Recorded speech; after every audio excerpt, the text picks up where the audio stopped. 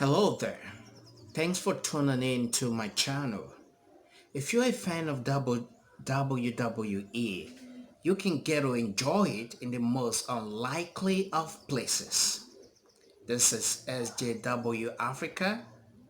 I'll be right back.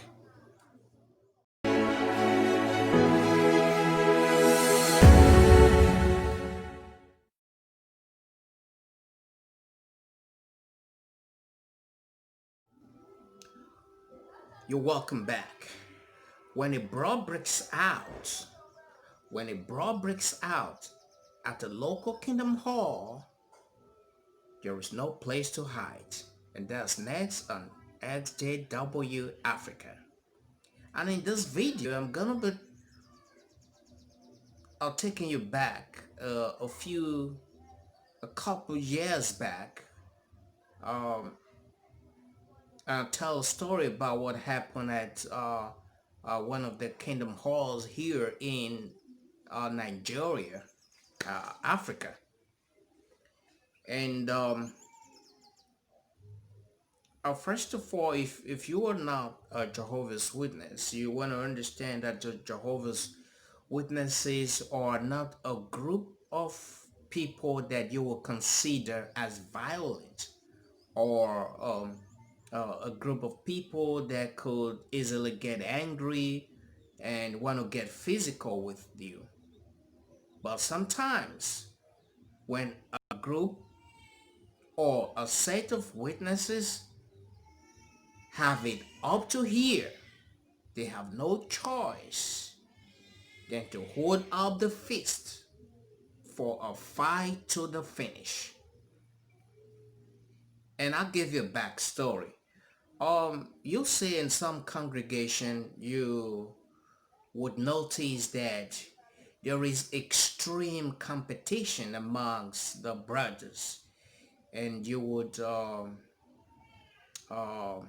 notice that people are always gunning for recognition. Who is who in the congregation matters a lot. Uh, the witnesses might come out to talk about their focus on spirituality.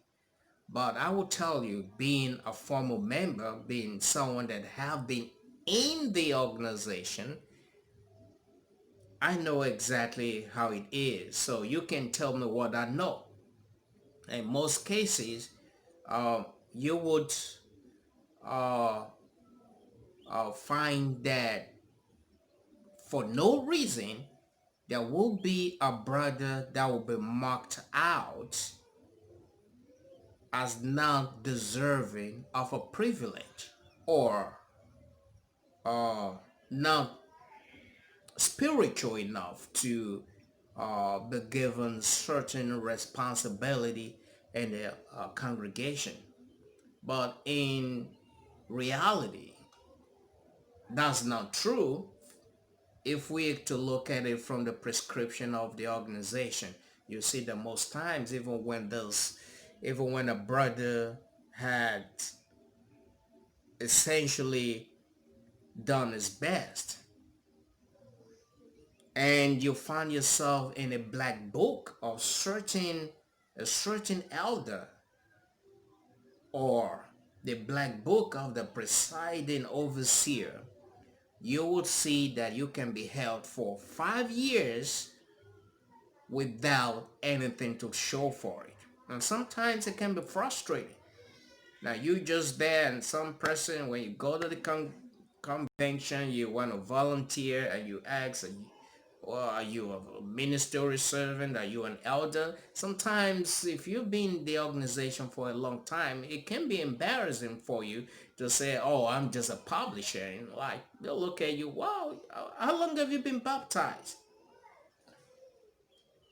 How long have you been baptized? That you have not qualified to serve, though sometimes means there's an issue with you. Now, some congregations are very, very notorious for this. Some congregations are known to keep some brothers down They'll make sure they never climb the ladder. They never get to climb the ladder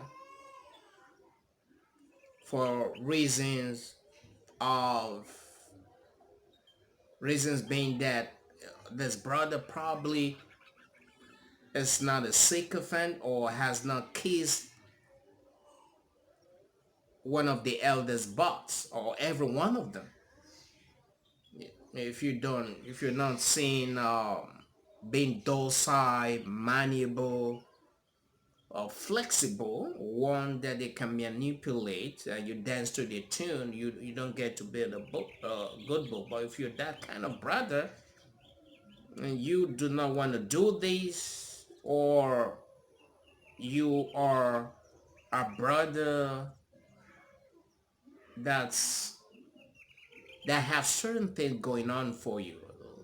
Let's say you have good education and a certain brother, one of the elders, is not up to your standard in terms of what the world has to offer. I must tell you, these guys is all about the things of the world. They don't care about. They do.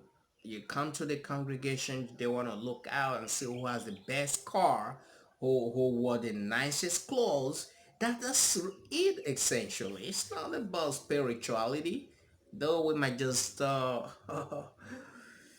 know play around that fault in our head, but we know what's going on when you get to the kingdom hall. So there was a certain brother who got fed up of this, and a couple of other brothers who got fed up of what do I have to do to make the cut, and for no reason this brother is kept here. This brother and this sometimes degenerate into a feud between two families. You see one family at loggerheads with another family outside the kingdom hall. It can be so intense, this competitive atmosphere. So apparently this brother got fed up and decided that he's going to settle it once and for all.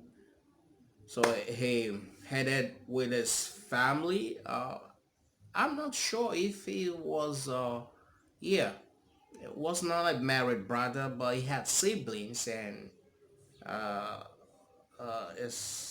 think they have been discussing all of these at home, and they decided, okay, we'll go to the hall and we're gonna settle this once and for all. And they go to the hall.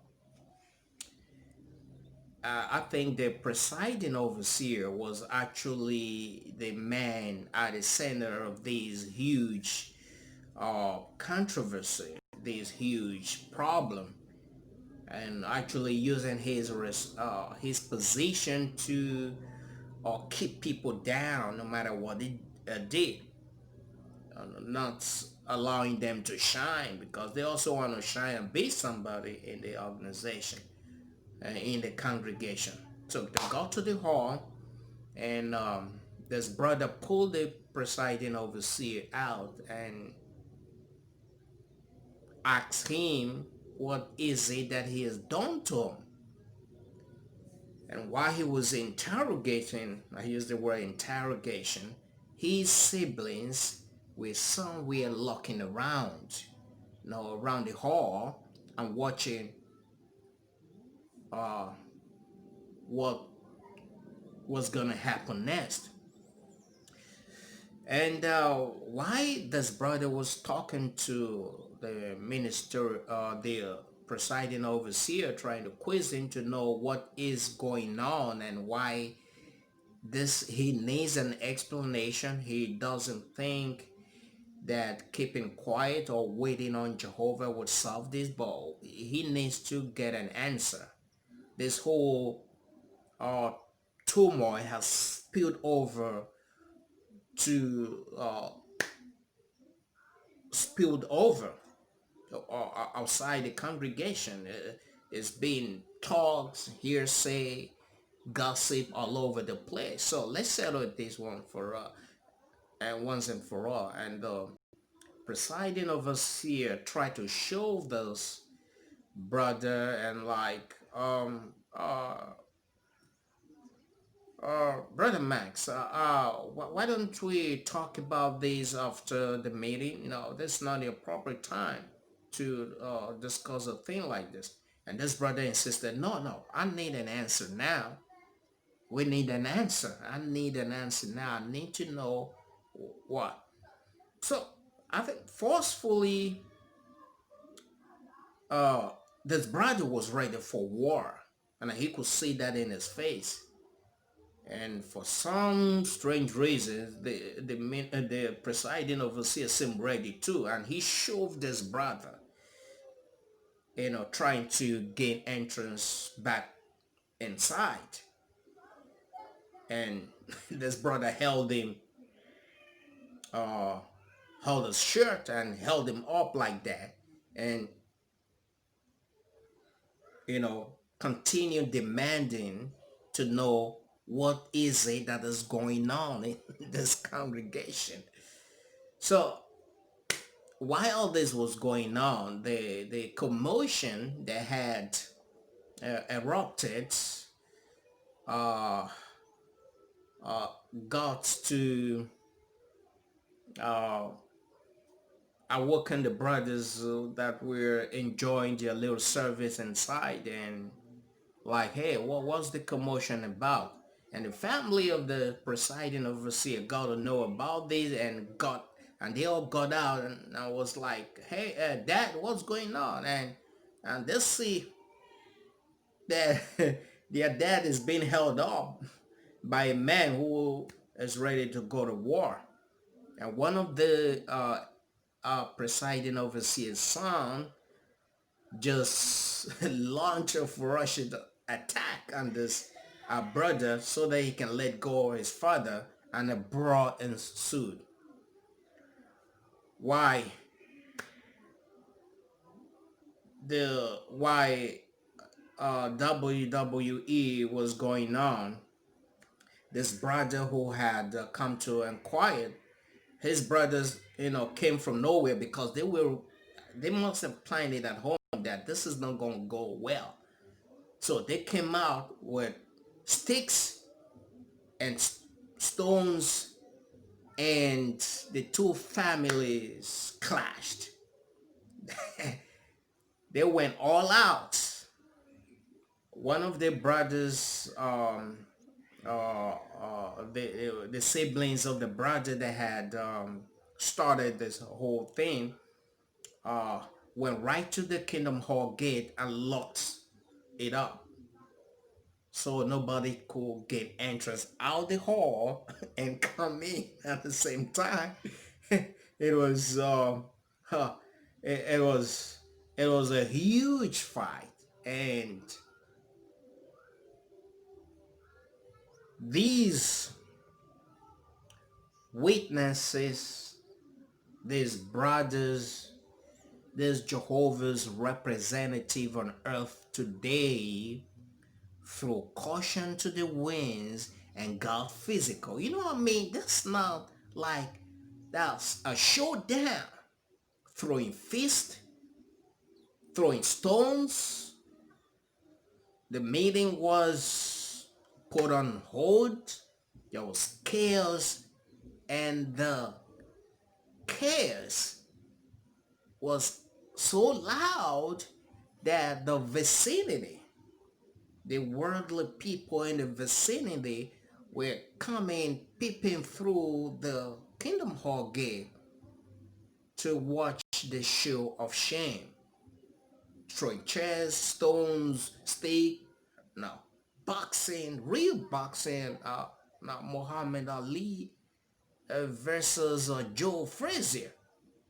That's it. And the brawl went on for a good 1 hour, the report says. It was really huge at the time.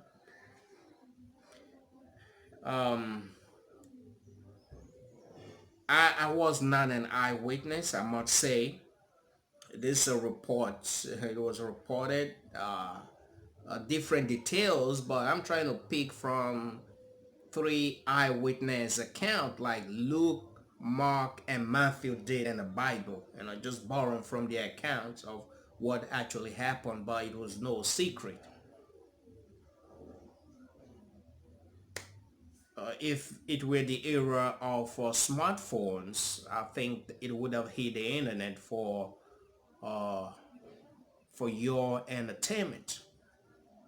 What am I trying to bring out in this video?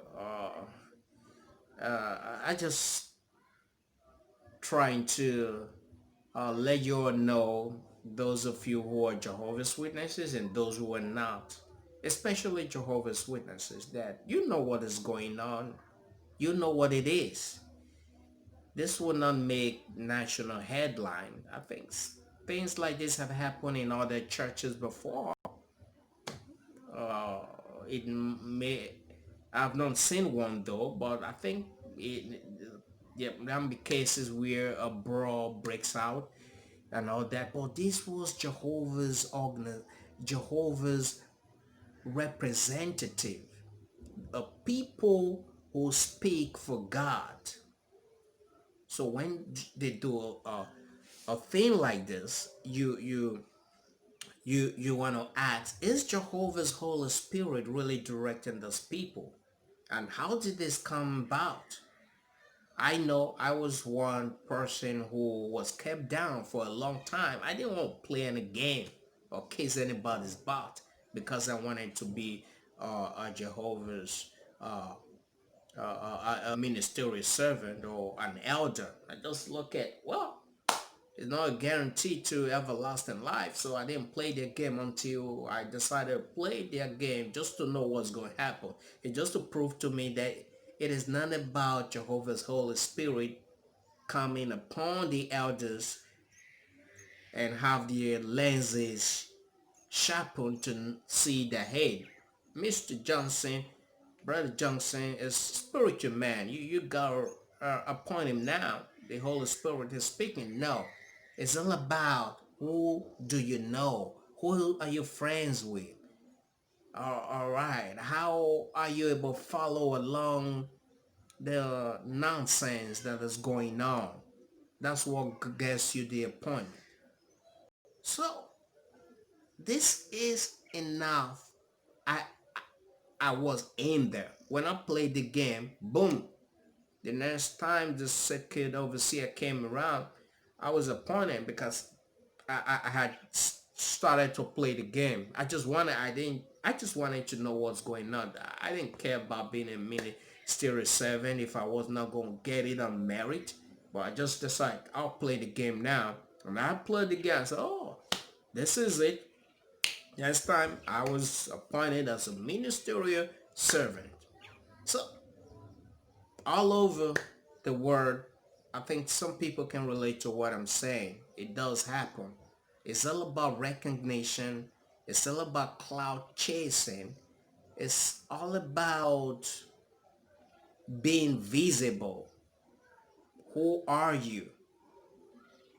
Less about spirituality. You know that Jehovah's Witnesses, that's indicative that this organization is not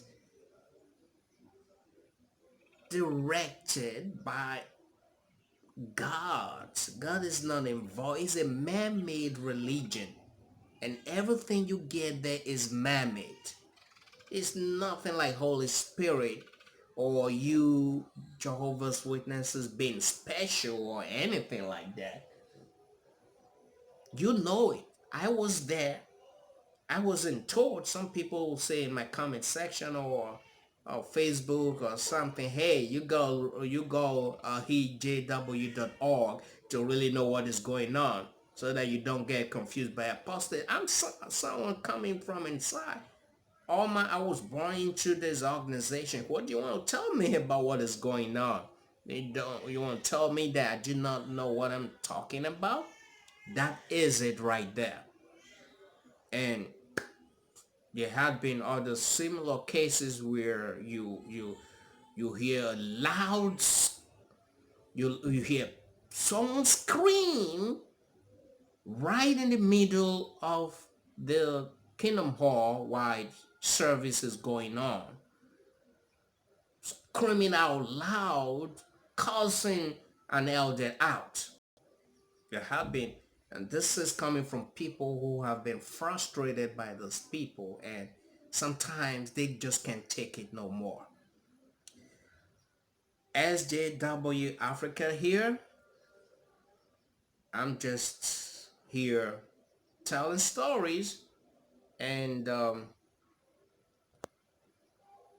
trying to uh, bring to light all about Jehovah's Witnesses from an African perspective. Coming up next on SJW Africa. What do you make of it when a whole congregation is put to sleep? And why would a whole congregation go to sleep during a public talk? Have you ever heard about black magic? Now stay tuned to my channel as I bring you another episode of SJW Africa. Please subscribe to my channel and enjoy the sound of Africa. Bye for now.